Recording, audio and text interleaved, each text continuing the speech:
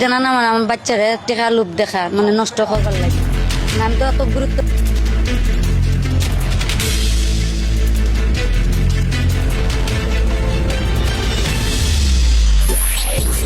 সামাজিক যোগাযোগ মাধ্যমে আলোচিত ফুলকন্যা ফাইজাকে ঘিরে নতুন এক ঘটনার চালচলনের সৃষ্টি হয়েছে। ফুলকন্যা ফাইজার নানা রুবেলকে আটক করেছে পুলিশ, কিন্তু কেন? 8 বছরের এক শিশুকে লোক দেখিয়ে অনৈতিক কাজের প্রস্তাব দেওয়ার অভিযোগ থেকে তাকে কোতোয়ালি থানায় হেফাজতে নেওয়া হয়েছে বলে জানা গেছে। অভিযোগ সূত্রে জানা গেছে, অভিযুক্ত রুবেল ওই শিশুকে অর্থের লোভ দেখিয়ে অনৈতিক প্রস্তাব দেন। ঘটনায় স্থানীয়ভাবে জানাজানি হলে বিষয়টি নিয়ে এলাকায় ব্যাপক আলোচনা শুরু হয়। পরবর্তীতে ভুক্তভোগী শিশুর মা কোতোয়ালি থানায় একটি লিখিত অভিযোগ দায়ের করেন। অভিযোগের গুরুত্ব বিবেচনা পুলিশ দ্রুত পদক্ষেপ নেয় এবং অভিযুক্ত রুবেলকে জিজ্ঞাসাবাদের জন্য আটক করে থানায় নিয়ে যাওয়া হয়। পুলিশের বক্তব্য অনুযায়ী কোতোয়ালি থানার ডিউটি অফিসার নিশ্চিত করেছেন যে অভিযুক্ত রুবেল বর্তমানে থানায় হেফাজতে রয়েছেন।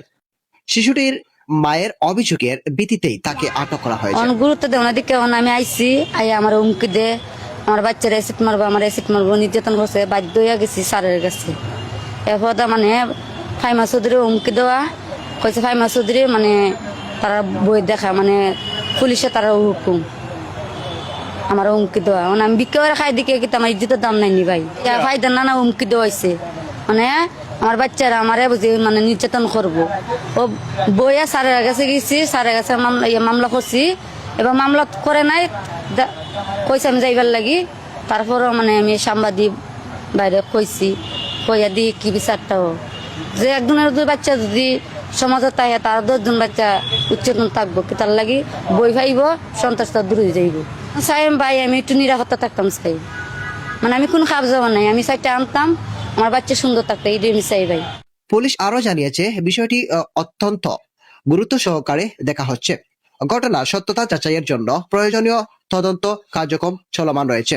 শিশু ফাইজাকে কেন্দ্র করে সামাজিক যোগাযোগ মাধ্যমে ইতিবাচক একটি ইমেজ তৈরি হয়েছিল, কিন্তু তার পরিবারের এক সদস্যের বিরুদ্ধে এমন গুরুতর অভিযোগ সামনে আসায় এলাকায় চাঞ্চল্য ও ক্ষোভ সৃষ্টি হয়েছে। স্থানীয়রা জানিয়েছেন ঘটনার সুষ্ঠু তদন্ত হওয়া উচিত এবং অভিযুক্ত ব্যক্তি দোষী প্রমাণিত হলে তার বিরুদ্ধে কঠোর শাস্তির দাবি জানিয়েছেন তারা। এদিকে আটক রুবেলের বিরুদ্ধে আইনগত ব্যবস্থা নেওয়ার প্রক্রিয়া শুরু হয়েছে। তদন্ত শেষে পরবর্তী আইনি পদক্ষেপ নেওয়া হবে বলে জানিয়েছে পুলিশ। শিশুদের সুরক্ষা নিশ্চিত করা আমাদের সবার নৈতিক দায়িত্ব। যে কোনো ধরনের নির্যাতন বা অনৈতিক প্রস্তাবের বিরুদ্ধে দ্রুত আইনি সহায়তা নেওয়া প্রয়োজন। মৌলভীবাজার নিউজ 99।